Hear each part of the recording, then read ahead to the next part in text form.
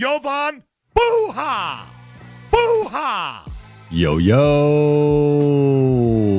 I'm Jovan Buha, NBA reporter for Buha's Block, and welcome to another episode. It's been a couple months since we've done a mailbag, so without further ado, let's get into question number one here. First question from Yero C. Won't Stop. If you were Rob for a year, how would you make this team look by the end of that year? So if I was Rob Pelinka for the next year, that would take us through the rest of this trade cycle into the offseason and then even into the next trade cycle of, a week past the start of the 2026-27 trade cycle.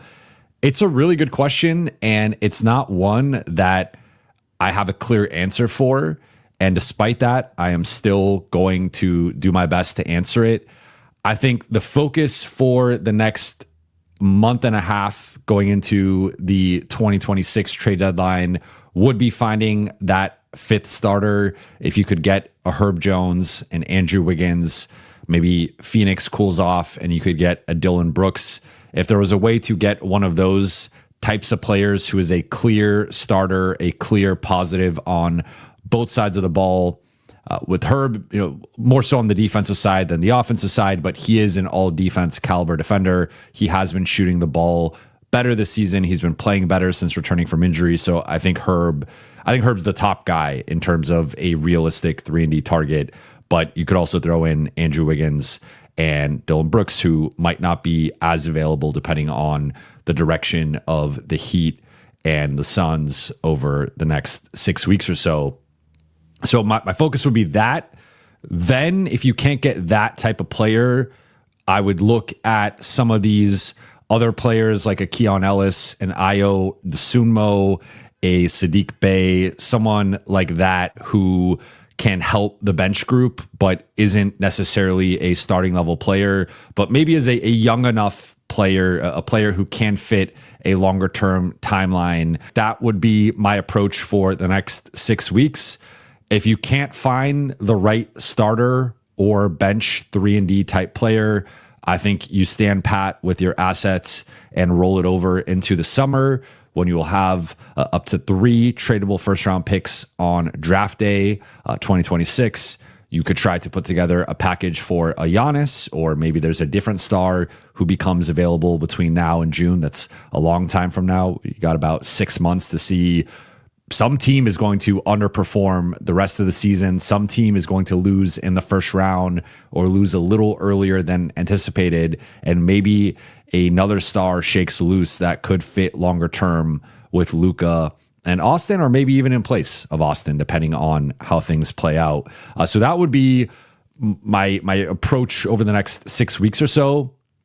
With regard to next summer, I think there's just so many moving parts, and this is where my answer becomes unclear, I would say, because just looking at next summer, you have the Austin piece, right? So his cap hold is going to be a bit lower, which gives you some flexibility, but where does that number come in? Is it starting at $42 million? Is it $40 million? Are you getting a little bit of a discount? Maybe it's in the high 30s. Like, where does that number fall? Then you have Deandre Ayton, who I'm going to touch on a little bit later in the mailbag, but he's a guy who I think is easily going to cross that 20 plus million threshold, if not potentially even 25 million threshold. And really, when you look at his level of production, his impact this season, and some of the guys in the $30 million range, he could be in that conversation. I think there's still over half the season remaining. He will be ultimately judged on his playoff performance and how he can impact the game at the highest level and what he looks like in a first round series, second round series, whatever. So he could have a really good, like he could basically maintain this level of production and this level of impact the rest of the regular season. But if he drops in the playoffs, that will obviously impact how the Lakers view him and how the rest of the league views him. So there's still a lot to be determined in terms of Deandre Ayton and his contract situation and what he looks like, but he is in line for a raise.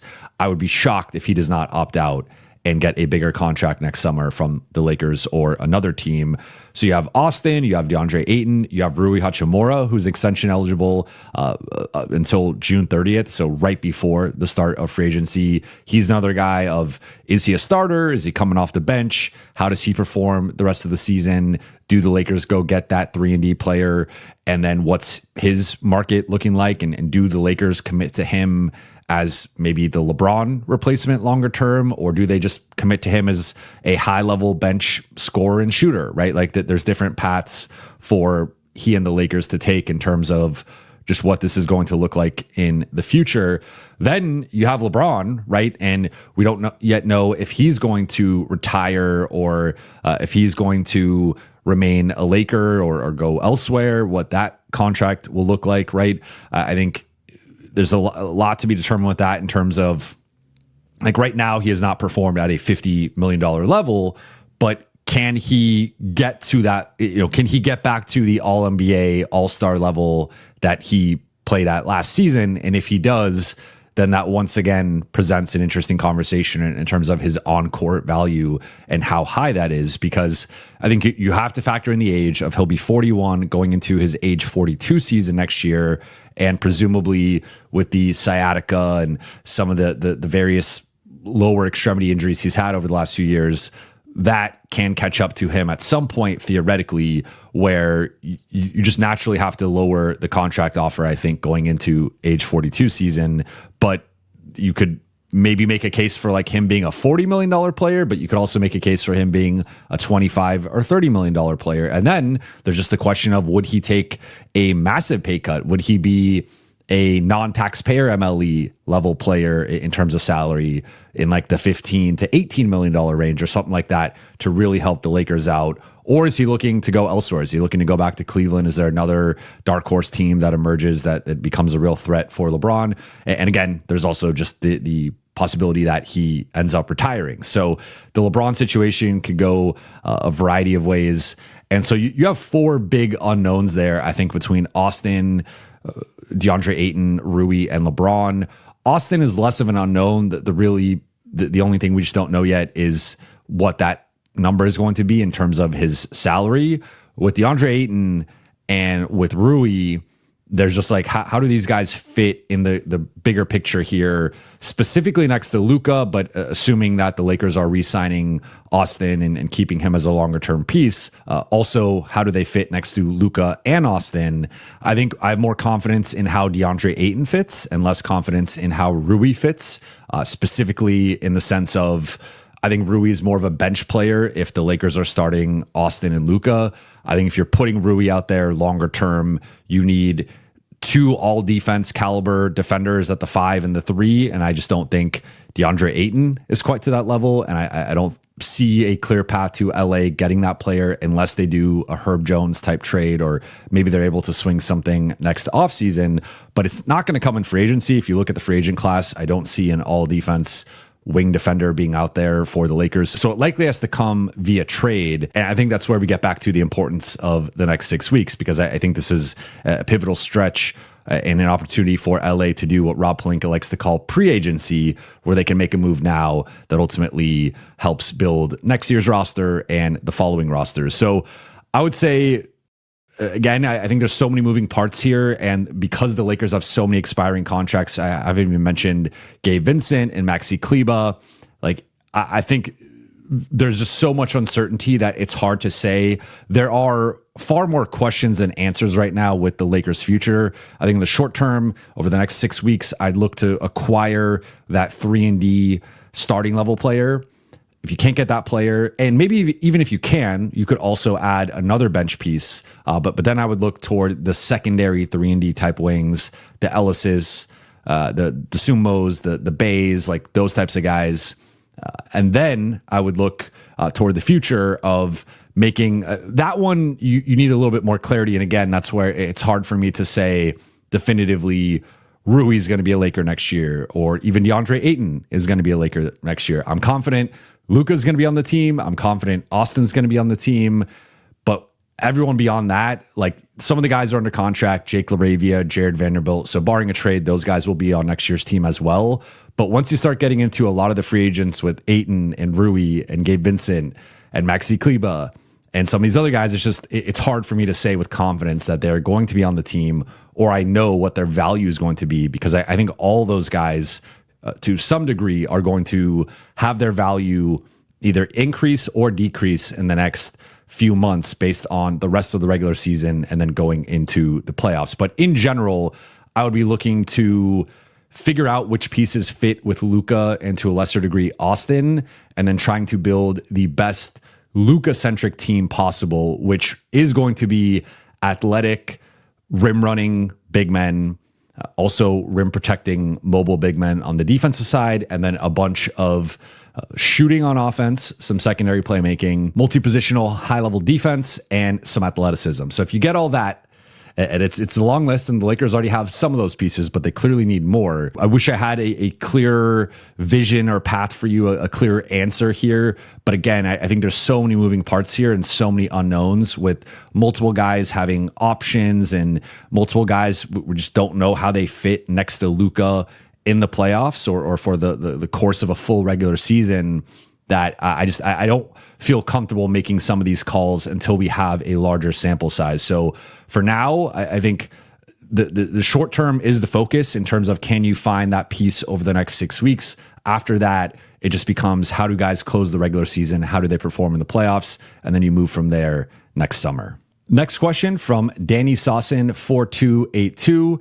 If the Lakers don't trade for a starting 3-and-D player, I maybe team start LaRavia in place of Rui, then have the trio of Smart, Vando, and Rui off the bench. Smart and Vando minimizing Rui's defensive weaknesses and Rui providing his spacing. If Smart can be more available going forward and remain healthy, maybe he would be the better option, but LaRavia seems to fit JJ's shooting and offensive preferences and maybe can improve over the season as he is still a young player. I hear you, and I think you make a compelling case for Jake LaRavia as the fifth starter. I've talked about this before, of the different fifth starter options, and he has been my second choice behind Marcus Smart. I think at this point in the season, it is fair to question whether Marcus Smart can make it to April in one piece and how consistently he could be available for this group. So with that perspective, I understand the argument for Marcus coming off the bench and potentially being more of a 20 to 24 minute a night player. I think more recently he has played more, and I have liked the results outside of the 0 for 9 shooting against the Clippers. Like, he has been impactful defensively. He has had some nice shooting performances, including hitting the 8 threes against the Spurs. He's just an impactful player who there's a reason why he leads the team in plus minus and on-off net differential. When Marcus is on the floor, the Lakers are a better team. However, I think there are some shooting concerns naturally with starting Marcus, and then there's just the overall availability. Now, between Jake and Rui, Jake is clearly the better and more impactful defender. He is also a better rebounder, particularly on the offensive end. And I think he fits in that, like, he can do some of the things that Marcus can do offensively in terms of being a connecting piece, being a second side ball handler or playmaker, attacking a closeout, etc. I think the big question with Jake here is he going to shoot the ball better at some point and get back to being the player that he was last season as a shooter? Because last season, in both Memphis and Sacramento, he shot a combined 42.3% on 2.2 attempts per game. This season, he is shooting 30.5% on 3 attempts per game. I would be shocked if that sustains. I think he is going to regress to the mean in a positive sense. His career low, his career worst 3-point percentage is 33.8% as a rookie. His second season, he shot 34% as he scaled up his volume. And so that seems to be a realistic floor for Jake in terms of 34-ish%, which is a bit below league average. League average, depending on the season, typically fluctuates between about 35.5% to 36.5%. So he's right there below that. But that seems to be more of a realistic floor for Jake, not 30.5%. I do think he is due for some positive shooting and getting back at least into the mid 30s. Now, comparing that to Rui, that's still a big gap. Rui's at about 45% right now. So we're talking about right now a 15% gap. And then let's just say Jake regresses to the mean and it's more like 34%, 35%, we're still talking about a 10% or so gap. I think Rui's going to regress in a negative sense as a shooter. I think he's going to likely drop into just the low 40s, not regress by much. But even if he does do that, Rui at 42% or Rui at 43% compared to like the 45, that's still a big gap over Jake at 34 or 35. So this does become a little bit of an offense defense question, a little bit of a shooting question. But I contend that with how bad the starting group has been on the defensive side, having a guy like Jake, who just is a step up, a couple steps up over Rui, I think would be really helpful. Ideally, you could start Marcus and not have to worry about the health concerns, or maybe Vando continues to shoot the ball a little bit better the way that he has, and maybe he could fill that void as the starter. I think with Vando, there's just a clear limitation with how much JJ wants to use him. He has tended to play more when the team is decimated. Like, he seems to be in the rotation, which I think is a step in the right direction. And kudos to JJ and the coaching staff for acknowledging that mistake and putting him back in the rotation. But we saw even in the Clippers game, like, he didn't get the start when he arguably could have started that game. And then Luka goes out and they start Dalton, who has been on the outskirts of the rotation above Vando. So like, I still don't view Vando as a starter through JJ's eyes, like looking at it from the way that JJ has used him. I just don't think JJ is going to elevate him to that status. So I think realistically, it continues to be a Rui, Marcus, Jake conversation. In an ideal world, I think it would be Marcus. Really, in an ideal world, the Lakers trade for this player. But in an ideal world with the current roster, I think it's Marcus. With the injuries and some of the concern with his health, I think you probably have to keep him in a bench role to avoid having your starting lineup shift weekly, potentially. So I get that. But then if it's between Rui and Jake, I would like to see Jake shoot a little bit better and play a little bit more consistently to earn that starting role. I agree that in theory, he is a better fit than Rui just because he does project. I said this when they signed Jake. I've said this since then. On paper, Jake is the Lakers' best 3-and-D player because last year, he did shoot the ball well. He has progressively shot the ball better as a pro. And then he also is a plus defender, as we saw against Kawhi Leonard. He's done an incredible job against Kawhi in both matchups against the Clippers. The issue is, for as good as he is defensively, there are some concerns offensively with both the shooting and even, I would say, the aggression, the confidence. He can be a bit timid at times. He can turn down open shots. And I think the Lakers need a guy in that spot to shoot the ball at a high level and shoot it confidently. The thing is, they also need a guy to defend multiple positions. And Rui, unfortunately, is actually, I think, better defending up than down, but the Lakers continually ask him to defend down. Like the other thing with Jake, though, and this is where I do err on the side of Marcus again, is just that I have more confidence in Marcus defending backcourt players. And I think Marcus can defend 1 through 3. Jake, to me, is more of a 3 and 4 defender who can maybe defend some 2s depending on the matchup, but he's not a guy I want to put on point guards. And so you're still in a situation where you're putting Austin on point guards, and I just don't know if it plugs the defensive side enough to warrant the shooting downgrade from moving Rui to the bench. But to your point, it does balance out the rotation overall a little bit more. It puts Rui maybe in position to be featured more offensively and be protected by Smart and Vando and some of those Banshee-led lineups. So I see the vision. I think it would look a lot better if Jake could shoot better and was more stable and consistent on the offensive side of the floor. So I still maintain Marcus is probably the best option if he can stay healthy, but that's a big caveat. So if Marcus can't stay healthy and you have to move Marcus to the bench or just have to keep him in that role, I do understand the Jake argument. What I think is going to happen is I think it's going to continue to be Rui unless the Lakers go on like a multi-game losing streak. At that point, maybe JJ reconsiders. But I think it's going to be Rui until the Lakers make a trade, or if and when the Lakers make a trade, that will potentially change it depending on who they get, including potentially sending Rui out in a trade. But I think the ideal thing here, make a trade, go get your Herb Jones, your Andrew Wiggins, your Dylan Brooks, start that guy, and ideally keep Rui, keep Marcus, keep Jake, have those guys come off the bench. But until then, and that might not even happen, I think Rui is going to start, but I think if Jake can shoot the ball better, he does have a case to start. Next question from Sky Falcon 5. What lineups do you want to see the Lakers play more when fully healthy? Well, it starts with my ideal starting group. And if we're going to piggyback off of the previous question of who should be the fifth starter, should it be Jake LaRavia?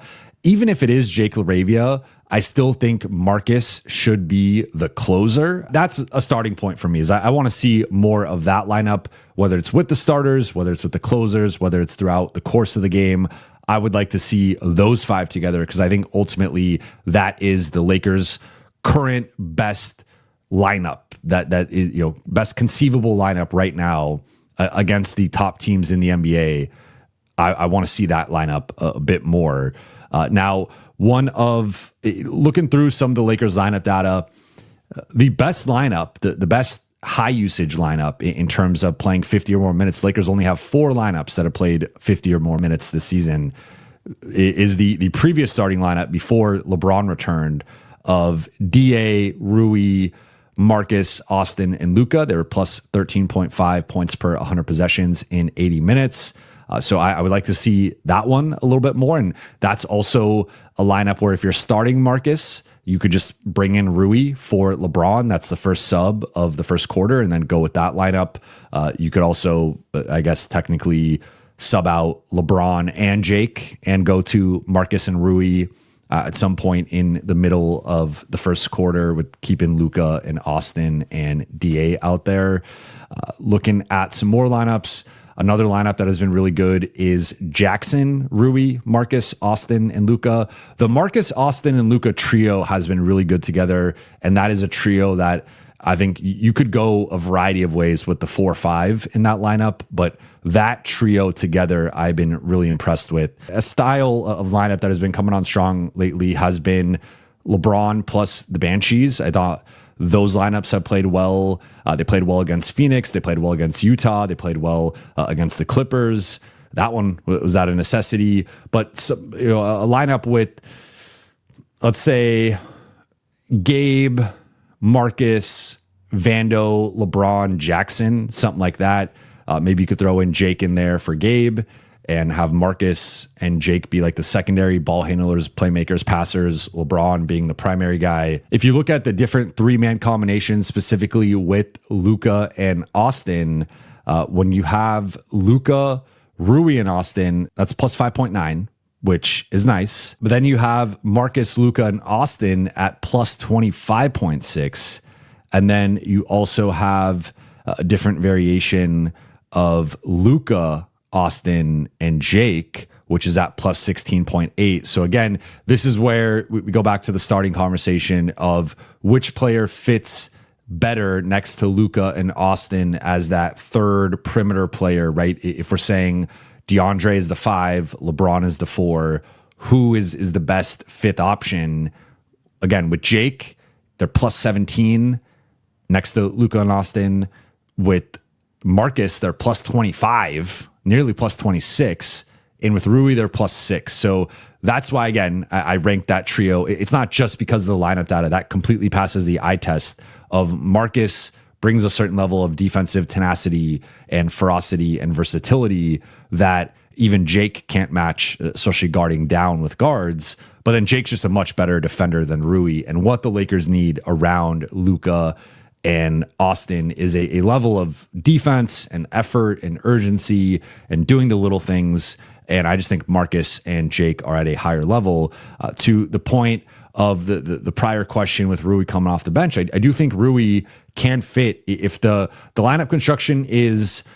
I like the Jackson, LeBron, Rui combo together. That's been a combo that has worked well over the past couple seasons. So if you have those three together and then spot 4 and 5, maybe one of them's Marcus or one of them's Gabe as a smaller kind of guard defender. And then the other one is, it could be Vando, it could be Jake, just like another perimeter, but maybe like wing defender. Those types of lineups I think can work together. They're a little bit funky, but I think Rui fits well. If it's like Rui plus one of the ball handlers and then 3 Banshees or 3 high energy defense intense players, those 3 plus a ball handler, one of the big 3 plus Rui, I think those are the best Rui types of lineups. But yeah, I mean, I think the Lakers should ideally try to stagger the big 3. Obviously, have one of the 3 guys on the floor, but ideally 2 of the 3. Austin, to me, is the bridge player here. So if you look at the lineup data, LeBron solo, Luka solo, Austin solo, that all works.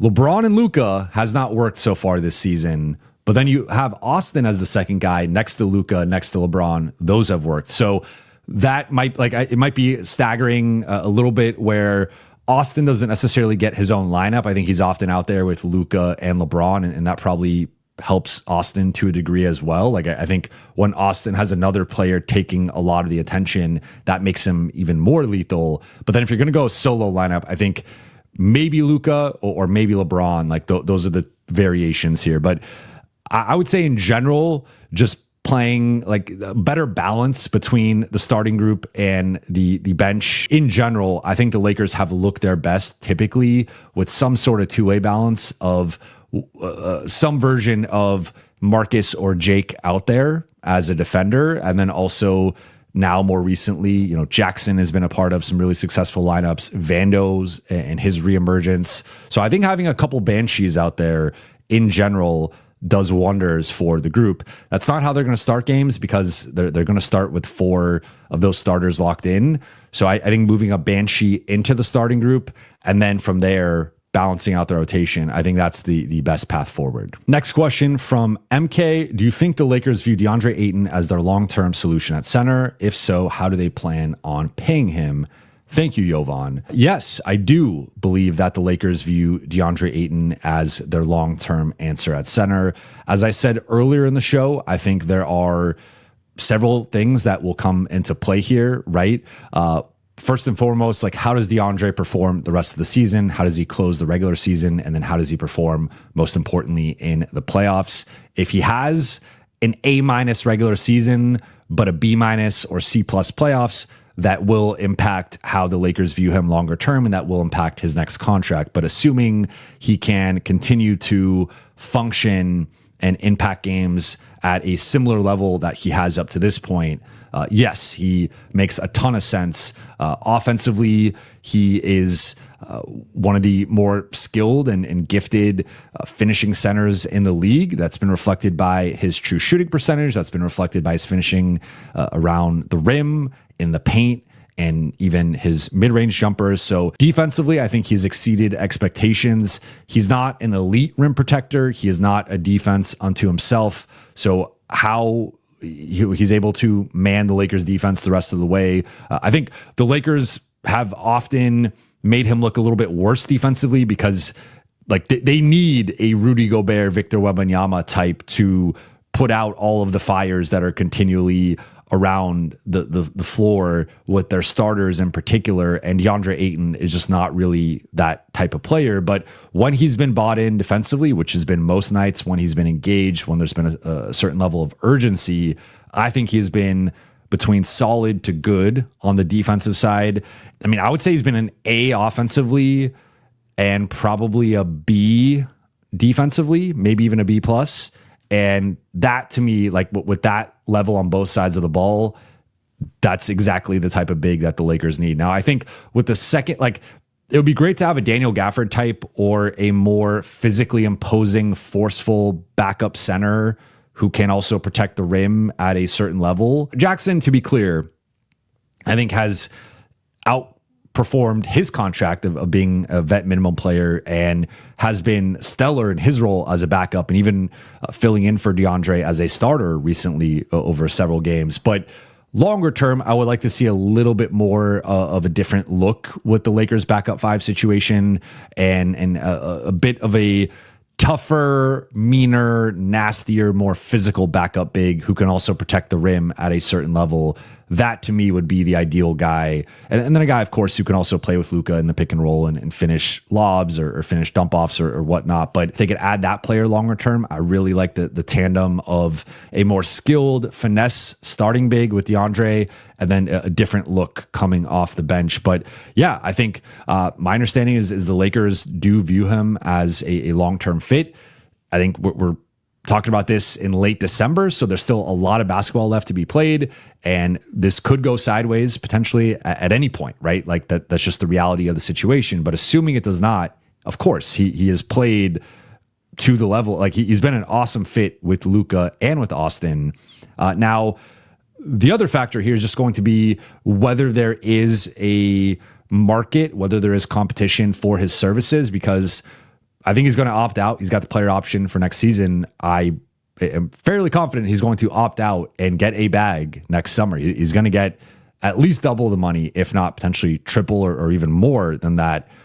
But if he opts out and there just isn't a lot of competition for his services, do the Lakers maybe get a discount and he's more like a $20 million player, or are several teams involved and maybe that bumps that up to $25 million or $28 million or even $30 million. Like if you look at the centers making around $30 million, DeAndre Ayton is in that conversation. He is in that class. Now, he does have some baggage. He does have a bit of a reputation league wide that I understand the market might not be there quite at that level.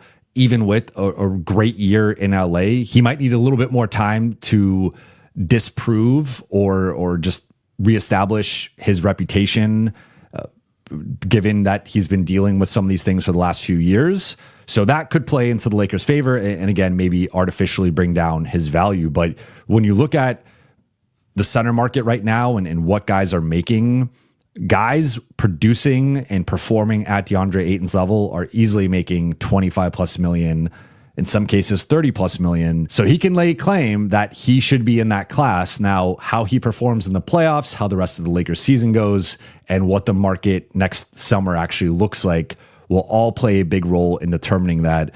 So it's too early to tell, but I would tentatively peg it as like him probably getting 20 to 25 million in terms of his average annual value. So if we're talking about a 3-year deal, could it be 3 years, 70 to 75 million? If it's a 4-year deal, maybe it's a little less annual value, but you're getting that extra security of the extra year. Maybe that's 4-year, 85 million, 90 million, right? Somewhere in that range. But I think he's playing his way into that conversation. And I think, again, he's got to keep this up. Like, that's the big thing. He's got to keep this up the rest of the way. But if he does, he's going to earn a lot of money next summer. Next question from Adi. What's the Lakers' actual ceiling right now with their defense, assuming they'll start Marcus Smart? I don't have much faith in them. I understand. I don't have much faith in the Lakers' defense right now either. If you look at their past 13 games this season, the Lakers are the 28th ranked defense. If you go to the past 15 games, the Lakers jump up to 23rd, but that's not good either. That's over half the season. The Lakers have been a bottom 8 defense. That is concerning.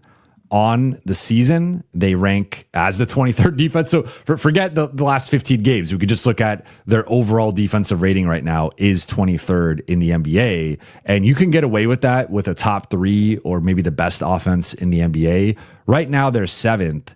And you're only 0.2 behind San Antonio at 6th, but they are nearly 6 points per 100 possessions behind Denver at number 1. That is a giant gap. For some perspective here, if you took away 6 points per 100 possessions from the Lakers' offensive rating, you're jumping all the way down to New Orleans at 25th. So the difference between LA at 7 and Denver at 1 is the same distance as LA at 7 and New Orleans at 25. That's a big gap. Denver right now has the best relative offensive rating of all time. And that's just looking at offensive rating compared to league average for your season, which is a fairer comparison rather than like the offensive ratings keep going up. So of course, like each best offense that season is going to set the record for best offense of all time. So to compare it to league average right now Denver has the best offense of all time, and that is their superpower right now, is they're just basically unstoppable on that end. And so with LA,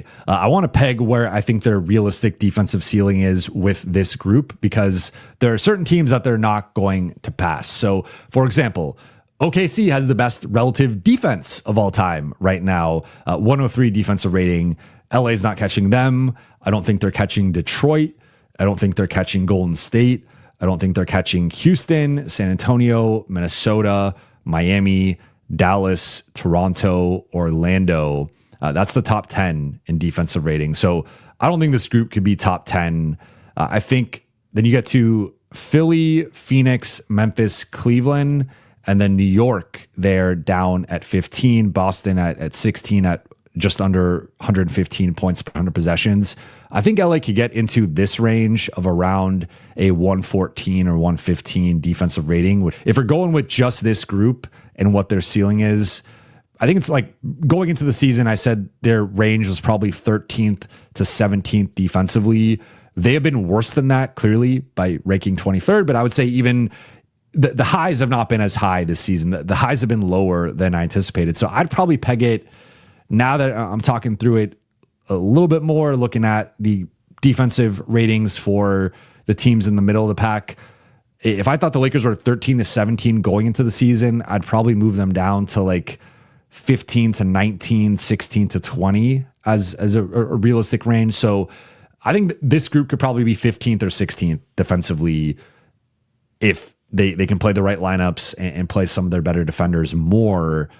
I don't know if they can get any higher than that without making a trade, to be completely honest. Because I also think one of the things I've mentioned now several times is like, because of the offensive limitations with the Lakers' best defenders, I think it comes at a cost of the offense, right? Like against the Clippers, they defended pretty well. They just could not make a shot. And part of that is just the personnel. Like they underperformed their shot quality. They underperformed their season averages, but that is not Marcus Smart, Jake LaRavia, Jared Vanderbilt, Jackson Hayes. There are some real offensive limitations with those guys. And like the trade-off is, if you're defending better, it can lead to more transition opportunities. It can't help your offense. But if you're playing worse offensive players, you could have a worse offense and a better defense. And like just because the defense is better doesn't mean the offense has to get better. So I think JJ has to find the sweet spot of maximizing the offense, keeping it as at least a top 10, ideally a top 5 offense, while improving the defense. And that's easier said than done. So I guess if I have to pick, I will say right now, as currently constructed, I think 15th is about the best for this group. But with a trade, I think they could sniff the top 10. I mean, the top 10 defenses are all really, really good. And the Lakers just don't have the same personnel as most of these teams. So it will be tough to crack the top 10. And you even see between 10 and 11, there's almost a full point per 100 possession difference between Orlando at 10, Philly at 11. And then from like Philly to Atlanta, from 11 to 18, they're all like relatively jumbled together. So I think LA can get to 15th. The floor, though, is probably 25th. And if they're 25th, they're probably losing in the first round, and they probably end up being the 5 or 6 seed longer term. Next question from Bobo. Do you value this year's first round pick more in a trade package or keep it? So you're essentially asking, should the Lakers trade the first round pick or keep it? I err on the side of being more aggressive with making trades, especially because I think championship windows are fleeting. And when you have a shot to win a championship, I think you have to go for it. And looking at the standings right now, the only team I would heavily favor over the Lakers right now is OKC. I just think OKC is that special, that great. And I also think they excel in a lot of the areas the Lakers can struggle in terms of forcing turnovers, limiting, like their defense is designed to prevent pick and roll play, to prevent some of these apex scorers and shot creators and playmakers. So I think their defensive superpower, unfortunately for the Lakers, matches up with the Lakers' superpower, which is their offense. But right now, OKC's defense is multiple levels above the Lakers' offense, and that is a real concern. But outside of OKC, we've already seen the Lakers beat the Spurs. Now, granted, neither team was at full strength, and the Lakers just played the Spurs and got their asses kicked, so that's something to factor in. But the Spurs are beatable, right? And we've seen LA have success against Victor Wembanyama defensively. Even going back to last season, they had some successful stretches against him and limiting him. JJ's been able to come up with some good game plans there.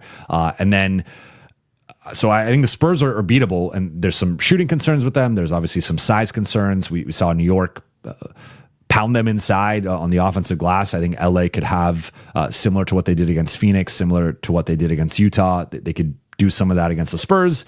Denver, they're really going to struggle to defend Denver, but Denver's defense is its weakness. It's worth noting they have defended at a top 2 level with Christian Brown and Aaron Gordon. They're 2 best defenders and 2 starting defenders in the lineup. Now, those guys are currently out. They will be returning. So I think Denver is probably closer to a top 10 defense when at full strength, and they're going to be a really tough out.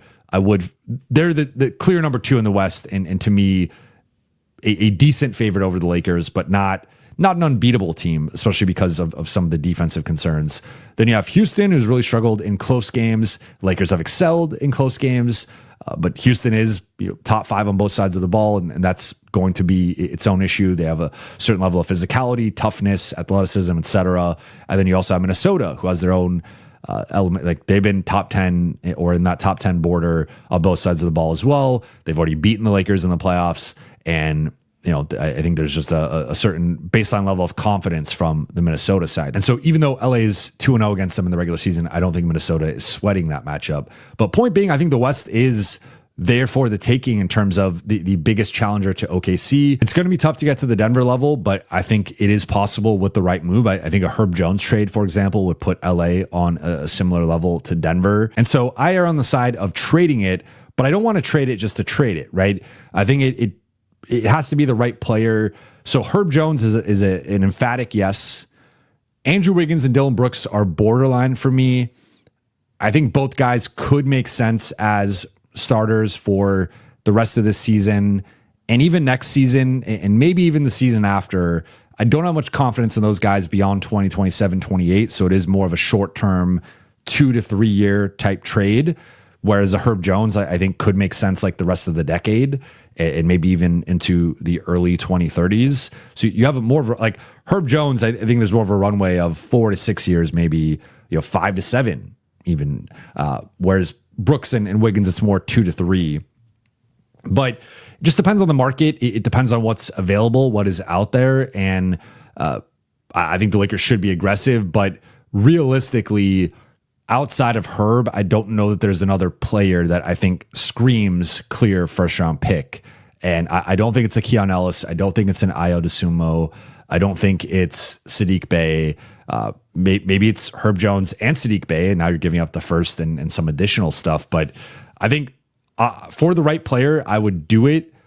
I don't know that the names that have been out there are the right players for it other than Herb. Again, Wiggins and Brooks, you could convince me of.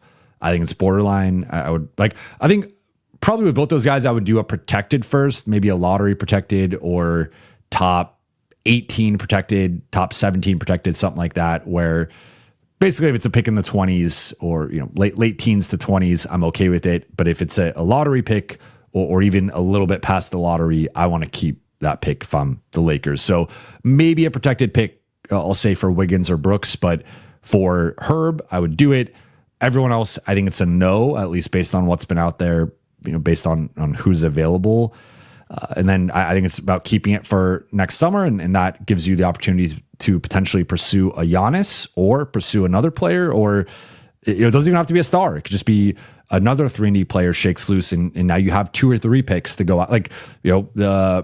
I don't think this guy's available, to be clear, but if you had a shot at like Tamani Kamara, I would give up 2 first-round picks to go get Tamani Kamara. He, to me, is a top 5 perimeter defender in the NBA and in that all-defensive first-team conversation, and he is that, he's also a solid shooter. He to me, is that caliber of guy of I would give up a couple of firsts for him. So I think when you think about trading first, it's always in the context of like a star or maybe one for a Herb Jones type. But I think there are other guys out there that could be worth even a couple of firsts or maybe a first and like a second first that's protected. So that is an example of to be clear, I don't think Tamani Kamara is available, and I don't even think Portland would only take 2 picks for him. I think they'd want even more. In summation, I would say probably keeping the first round pick unless it's Herb Jones, but it depends who's available, right? For the right player, I would give up the first round pick easily. Next one from Angelo Torres. Who are your favorite Alfreds this season, as JJ used to say? I have a couple of lists here, and I checked both of them twice. So I'm going to give a nod to players I call super Alfreds, and these are players who to me are sort of in between an Alfred and a Robin, and they're all in winning situations, but these are players who are sort of too good to be on the Alfred list because I think they're better than the rest of the pack, but they're also not quite Robins. They're not all-stars, they're not true number 2s or just like traditional star level players right now. I think a couple of these guys will be for sure, and I will highlight that. But my super Alfred team, right? Like Alfred, peak Alfred or Alfred in a bat suit, right? Aaron Gordon, Amen Thompson, Derek White, Stephon Castle, OG Anunoby, and Jaden McDaniels. Now, I think with Amen Thompson and Stephon Castle, they have the upside, the clear upside, and I would probably even bet on it that they become Robins one day. I don't know if either of them will become Batmans, but I think they will become Robins. And so those two guys are Alfreds for now, but Gordon, White, OG Anunoby, Jaden McDaniels, these are two-way players who have all become better shooters and scorers, and also are defending historically, but even going to this season at like all defense or at least all defense honorable mention levels. So I just wanted to highlight those guys as guys who are sort of in between a Robin and an Alfred, and just make sure I'm acknowledging them. Then my Alfred team, to go through it quickly, Jabari Smith Jr., Deandre Ayton, and I was between Ayton and Smart, but I think with Smart's shooting, I will ding Smart a little bit for that. I think Ayton has been the perfect number 4 for LA and done just about everything they've needed on both sides of the ball. So Jabari Smith, DeAndre Ayton. I'm going to highlight Peyton Watson in Denver. I think Christian Brown, if healthy, probably would have been my choice, but Peyton Watson has really stepped up, has become like, I think he's a guy who could make sense for the Lakers going into next season with his contract situation, but he's a guy who has really stepped up as a shooter and an offensive threat, has already been a high level athletic defender, but with a high motor. I really like Peyton Watson. I think he's been huge for Denver this season. Steven Adams, I'm giving a couple Rockets players a shout out here. Like Steven Adams he might be the Alfred of the poster boy of Alfreds this season, because he has single-handedly just been a one-man wrecking crew. One of the best offensive rebounding seasons of all time, has made the Rockets one of the best offensive rebounding teams of all time. Also gives them this double center look, this funky zone defense that they go to that's been quite successful. He kind of was like declining a few years ago and had multiple years on the decline, and then has had this resurgence over the last 2-3 years, especially in Houston. And he's been just remarkable at, outside of the next guy who I'm also going to mention, who plays a similar role in a different city. He's like, he just brings this unique element that only a couple players in the NBA can really bring. And that to me, I think is as valuable as just about anything from a role player perspective. The other guy is Mitchell Robinson, and we saw what he did in the NBA Cup championship against the Spurs, 10 offensive rebounds, and he is similar to Adams, is an offensive rebounding wrecking crew, onto himself, and just really can swing games and quarters and stretches of games for the Knicks. Jalen Suggs in Orlando, he's almost in sort of the super Alfred zone, but I wanted to give him a nod. Josh Hart, who is, and like he's, if Steven Adams is the current poster boy for Alfreds, Josh Hart is probably the poster boy of the last few seasons. Like he's the ultimate, just does all the little things and is constantly making winning plays. He's the lineup data, plus minus, all that stuff is always positive with Josh Hart in a serious way. There were several Spurs players under consideration, but I went with Keldon Johnson, who I think has really impacted things with his shooting, his defense, and his rebounding off the bench for the Spurs. Asar Thompson, who, another Thompson twin. Several Pistons players were under consideration. You could also give a nod to Isaiah Stewart, but I really like Asar Thompson. And then final one is just pick an OKC player. For me, I would go with Cason Wallace, who I think has improved on both sides of the ball and has a really strong case to be a first team, if not at a minimum second team all defense guy. But you could go with Alex Caruso, you could go with Isaiah Hartenstein, you could go with AJ Mitchell, you could go with Lou Dort. The Thunder have several guys who deserve an Alfred nod, and that's what makes them so special. Is they got a Batman, they got a couple Robins, and then they got like 5 or 6 Alfreds beyond those guys. So that's why OKC is so special. But from the LA perspective, I wanted to give a nod to, I would probably rank their Alfreds as DeAndre Ayton, Marcus Smart, and then Rui.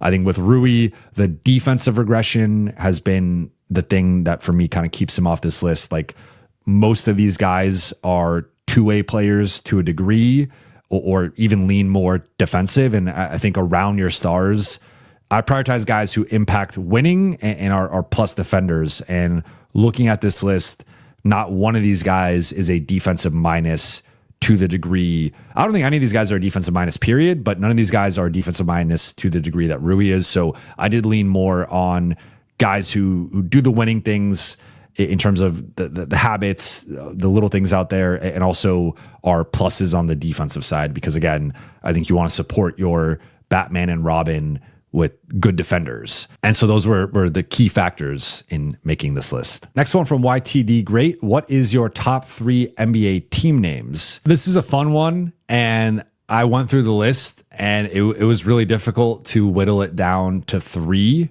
because I think there's a couple ways to look at this. I will just say my 3 favorite names are the Heat, the Jazz, and the Pistons, for different reasons.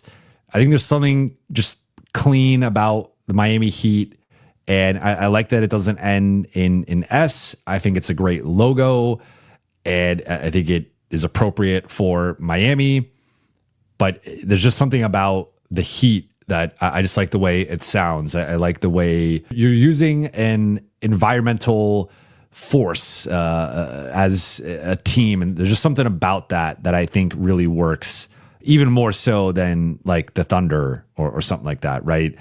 Then the Pistons to me is like the best marriage between a team name and the actual city. There are several other contenders for this, right? Like the Orlando Magic, the Philadelphia 76ers, the Boston Celtics, the New York Knicks, I think all the Indiana Pacers, the Phoenix Suns, the Dallas Mavericks, like all those names I think really suit the San Antonio Spurs. Like those names really suit the city well, but there's just something about the Pistons that, especially if you go back to the 90s logo and the old school 90s logos, even into like the early 2000s, I really like the Pistons, and just like it fits the city. It's got this blue collar vibe, but it's also, it's just something I really like about the Pistons and that branding, and I think it's dope.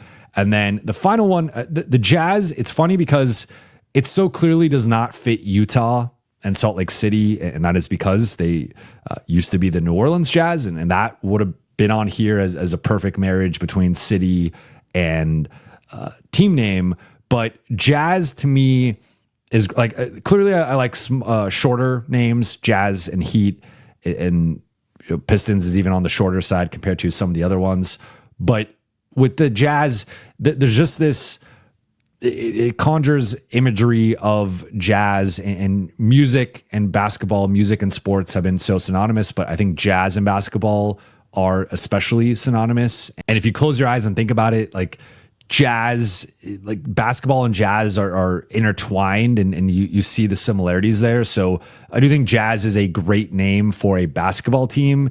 It's just unfortunate that if we're actually the marriage between the city and the team name, there might not be one that's more opposite than Utah and the Jazz, though. Honestly, the Lakers are pretty opposite based on just the lack of lakes in Los Angeles. But I mean, like now, if we're talking like iconic, of course, it's going to be Lakers, Knicks, Celtics. Those are the top three. Maybe you could throw the Bulls in there. The Heat have, and are also probably in the conversation. But if we're talking uniqueness in branding and just a team name, and that, I think representing a basketball team well, in my opinion, and just separating it even to a degree from some of the other sports teams in their cities. I think the Pistons does a better job of representing Detroit than any other team out there. I think with the Heat, same thing with Miami. And then Utah's the exception here, but I just think Jazz is an all-time great basketball team name. But let me know what you guys think. I'm sure many of you will have the Lakers in the top three, but I didn't want to be biased. I do think it's a cool name, but I still don't even know technically what a Laker is. Is that a person who goes to lakes? They're frequenting lakes, right? Like, I'm not quite as clear or as sure on that one. Like, it's iconic because they're the Lakers and because they've won so much and because of the history and the tradition. But in terms of actual team name, I mean, some other honorable mentions. I really like Timberwolves. I like Warriors. I like Trailblazers. I like Mavericks. I like Kings. Like, those are all battle related or animal related names that I think make a lot of sense. Bulls are also another one of those, but yeah, I think those are my favorite team names. Next one from Jack Firo. Who is worth more as a trade chip, Adou or DK? I think DK, but given I'd much rather the Lakers trade him over Adou, I'm not as certain. Does Adou's potential as a Laker outweigh his trade value to the degree where he's not worth seriously offering as a trade chip? Appreciate you. I know the trade questions likely get exhausting. Appreciate the thoughtfulness, Jack, and you acknowledging how tough some of the trade questions can be sometimes, especially when it's like I've answered dozen plus Herb Jones, Keon Ellis, Sadiq Bey, Andrew Wiggins, Dylan Brooks, etc. questions up to this point in the season. So I like the refreshing nature to your question. So it's a little bit different. I would say Adou has more trade value than Dalton right now.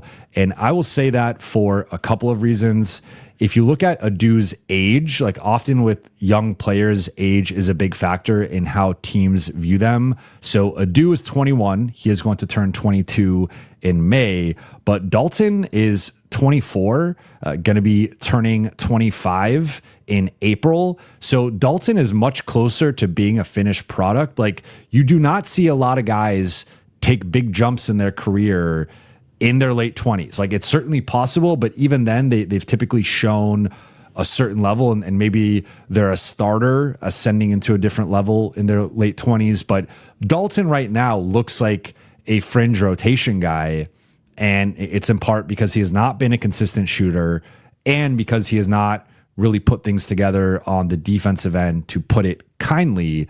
So between these two, if you ask me who's more likely to be in the league in 3 years, I think Adou is clearly more likely to be in the league in 3 years, if not for, the only thing that could derail it would be injuries, I think, with him. But with Adou, you have a certain floor as an athlete and as a defender that I think if he can continue to improve on the offensive end, he can ultimately be a rotation player longer term, and potentially, I think he has starting potential, but I don't think we've seen enough to put him in that conversation yet.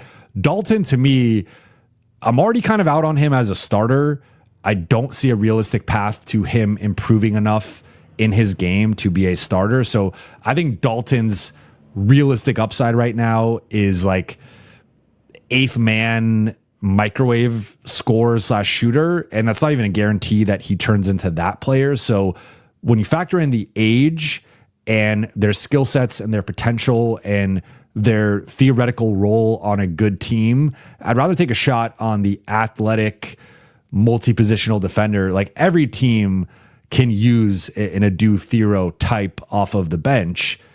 Dalton does have value as a shooter, but I think his floor as a shooter and even night-to-night consistency is not quite where you want it to be. I think he'd have to show some real growth in that end to offset the lack of playmaking, the lack of defense, the lack of just, I think, processing the game at a high level. You also get an extra year with Adou just because he's a rookie versus being a second-year guy with Dalton. I also think it's worth mentioning that like Dalton's confidence has clearly been affected by being traded last season, and he has not been the same player since the trade.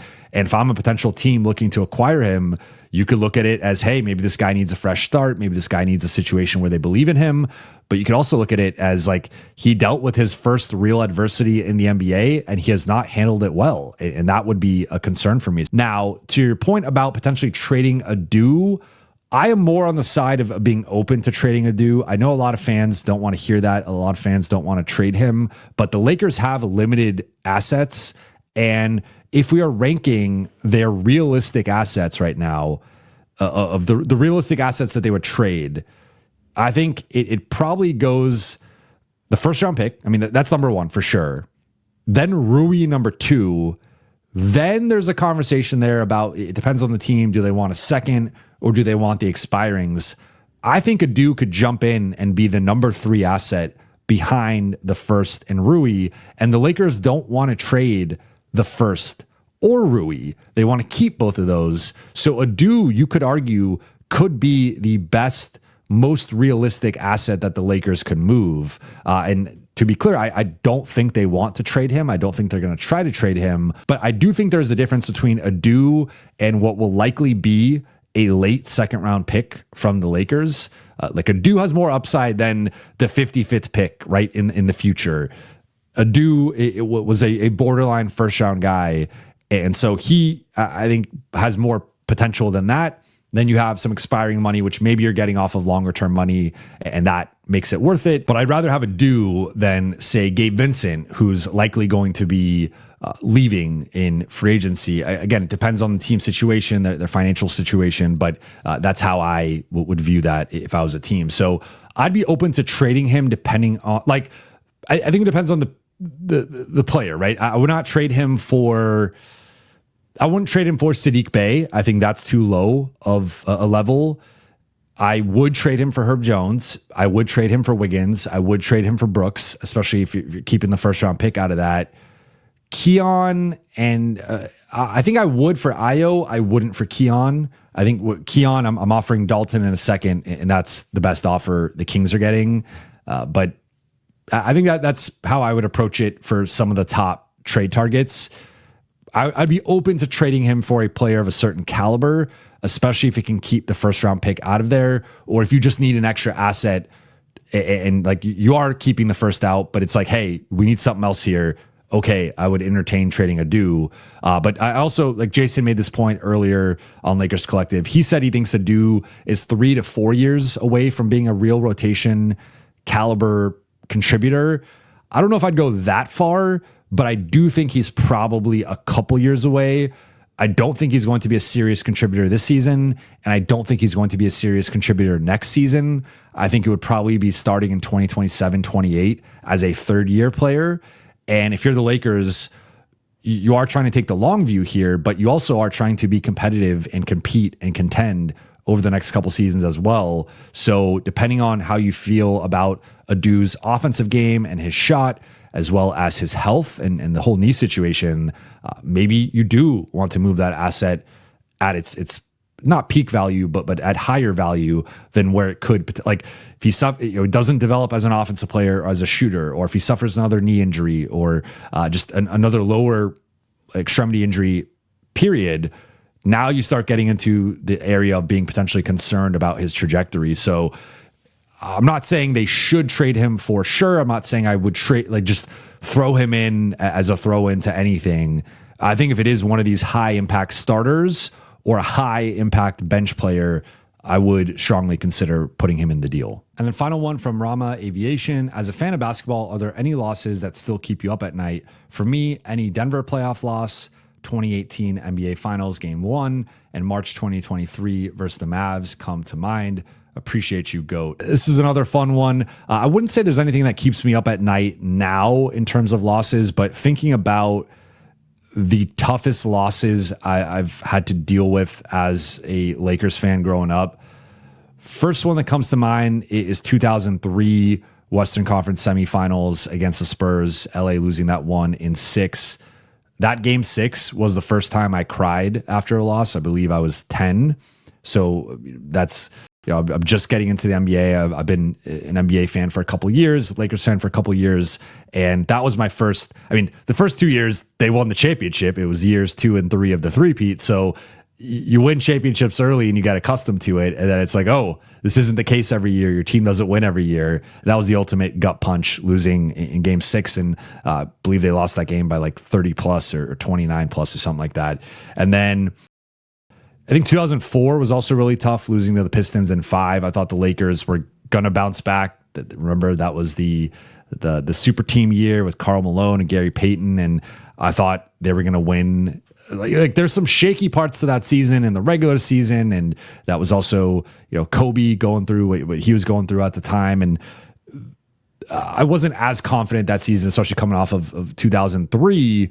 But I once they got, that was the 0.4 shot year. And like once they got through the Spurs and they ended up going to the finals, it was like, okay, I have some, like they're now in the finals. They're 3-0 in the finals with this core. They're going to win. They're going to win the 4th title for Kobe and Shaq. And when they just got thoroughly outclassed by the Pistons, like game 1 was a bit of a gut punch, but then game 2, they gritted that one out and tied the series. But then quickly, once it shifted back to Detroit, it was clear that the Lakers were not going to win. Game 6, 2008 finals against Boston, like basically any finals loss or season-ending loss where the Lakers got their asses kicked, what was a tough one for me. And then I would also say 2006 Game 7, they blow the 3-1 lead in the first round.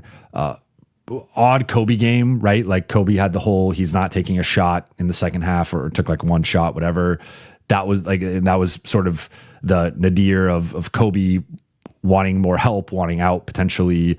Then they lose again in 2007. And then that's when he demands a trade and they ultimately keep him at bay and then end up swinging the Pau trade and go on to win a couple titles. But I would say 2003, 2004, 2006, and 2008 were the 4 toughest losses growing up as a Lakers fan.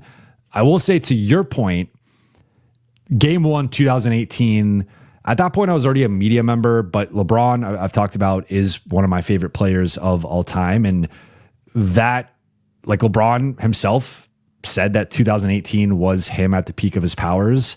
And I knew they weren't going to beat the Warriors, but when he had that performance and they lost, and they lost in the manner in which they lost with the whole J.R. Smith situation, like that was a tough one because I think that is one of the best performances of all time, one of the best just individual games in NBA history.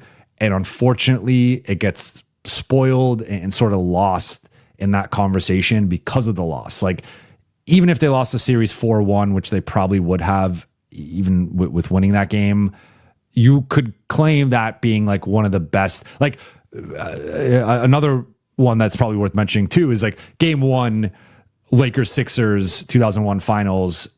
AI, like the Lakers have their perfect run up to that point. AI rips their heart out in Game 1. He has the step over Tyronn Lue, and that at the moment it's like, oh wow, are the Lakers actually going to like lose this series or is this going to be a dogfight or what, right? And they end up winning it in 5. But that loss or that performance by AI is immortalized and revered. And part of it was because that was the best moment of AI's career. And he's this beloved figure for the most part.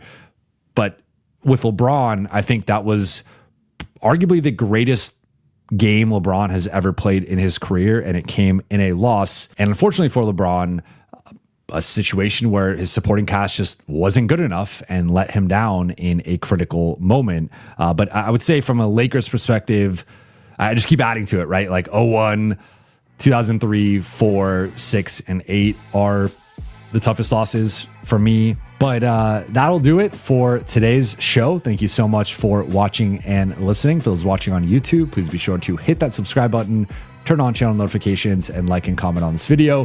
For those listening on Apple Podcasts, Spotify, or your podcast platform of choice, please be sure to follow, download, and leave a 5-star review. I'll be back Tuesday night after Lakers Suns. I will talk to you then.